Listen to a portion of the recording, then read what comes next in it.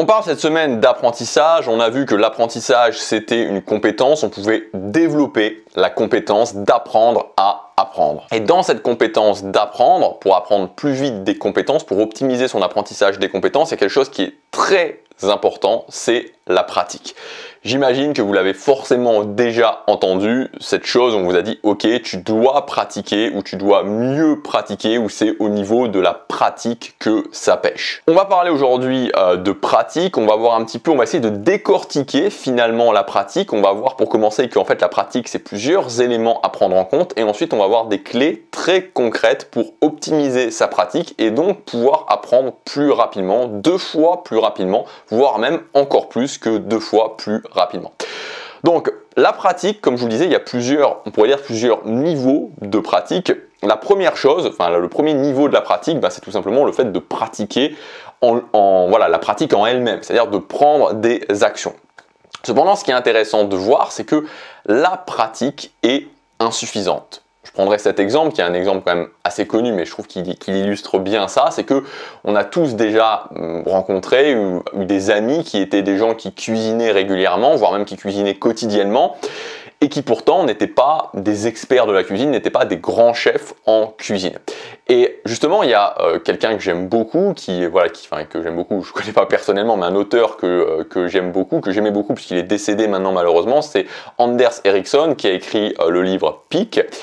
Et en fait, il explique justement, et je trouve que ce qu'il dit, ça illustre très très bien ça, justement, la pratique est obligatoire, donc la pratique en elle-même, le fait de prendre action est obligatoire. La pratique en elle-même, le fait de prendre action permet d'arriver à un certain niveau dans une compétence, mais la pratique en elle-même est aussi insuffisante. Voilà, donc ça illustre bien ça, c'est-à-dire qu'elle est obligatoire, elle permet d'arriver à un certain niveau dans une compétence, mais ensuite elle va se retrouver, elle va devenir insuffisante pour continuer à progresser.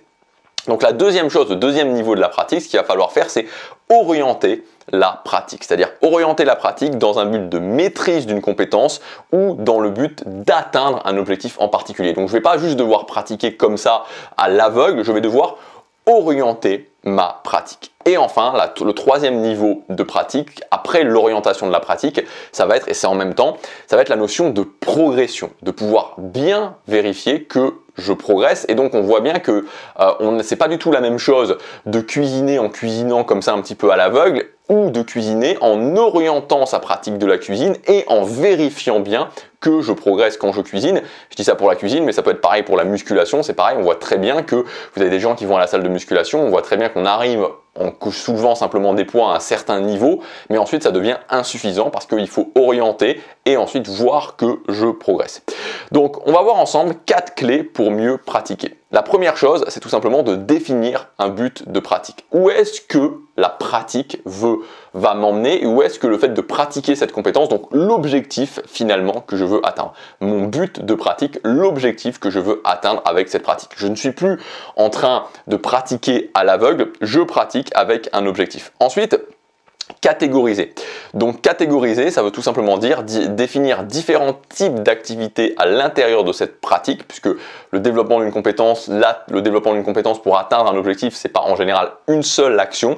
Donc définir différentes choses qui vont me permettre de m'améliorer dans cette pratique, dans le développement de cette compétence. Donc si je prends l'apprentissage de langue par exemple, évidemment ça va être de travailler sa grammaire, évidemment ça va être d'apprendre des mots de vocabulaire, mais ça va être aussi d'avoir des interactions avec des gens qui parlent cette langue, même quand je démarre. Et donc ça, c'est vraiment le fait de bien catégoriser sa pratique. Troisième clé, ça va être de pratiquer avec le time blocking. Donc le time blocking, c'est une méthode d'organisation, la méthode des blocs de temps, où par exemple, en fait, tout simplement, c'est j'insère des blocs dans ma semaine. C'est le meilleur moyen pour pratiquer. Mon bloc de vocabulaire, mon bloc de grammaire, mon bloc de pratique à l'oral de la langue, etc., etc.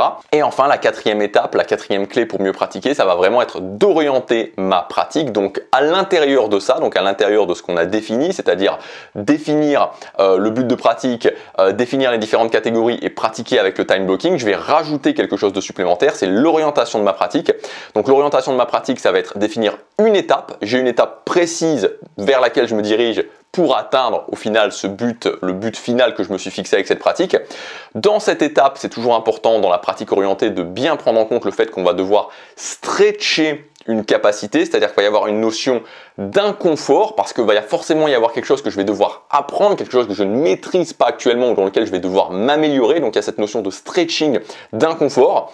Évidemment, la régularité, donc miser sur une régularité très importante.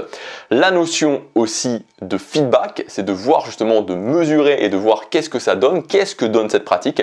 Et enfin, par rapport à tout ça, tout simplement optimiser pour arriver à cette étape.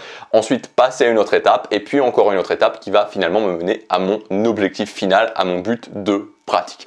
Donc voilà, donc en fait, vous voyez que ce dont on s'aperçoit en voyant ça, c'est que on est très très loin quand on veut pratiquer, hein. Donc je rappelle encore une fois que la pratique, c'est une des étapes de l'apprentissage. Quand on veut pratiquer une compétence, on est très très loin pour le faire, pour pratiquer plus rapidement, pour optimiser sa pratique et donc optimiser l'apprentissage de cette compétence. On est très très loin de se dire bon bah voilà, je vais juste faire ça, je vais juste cuisiner ou je vais juste aller à la salle de musculation et puis c'est tout.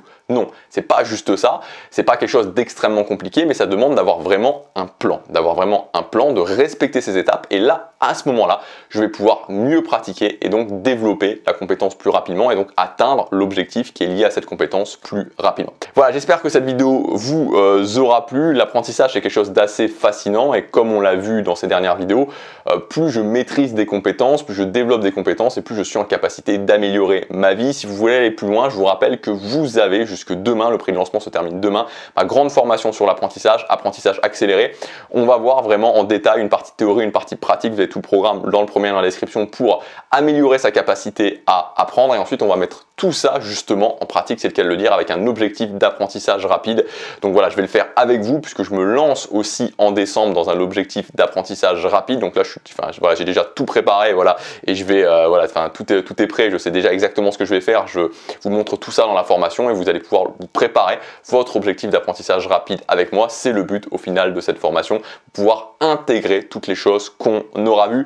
Voilà, le prix de lancement se termine demain soir, s'appelle apprentissage accéléré. Je vous laisse regarder ça, c'est le premier lien dans la description. Je vous dis à demain pour la prochaine vidéo, à tout de suite dans la formation. Passez à l'action, chaque jour compte.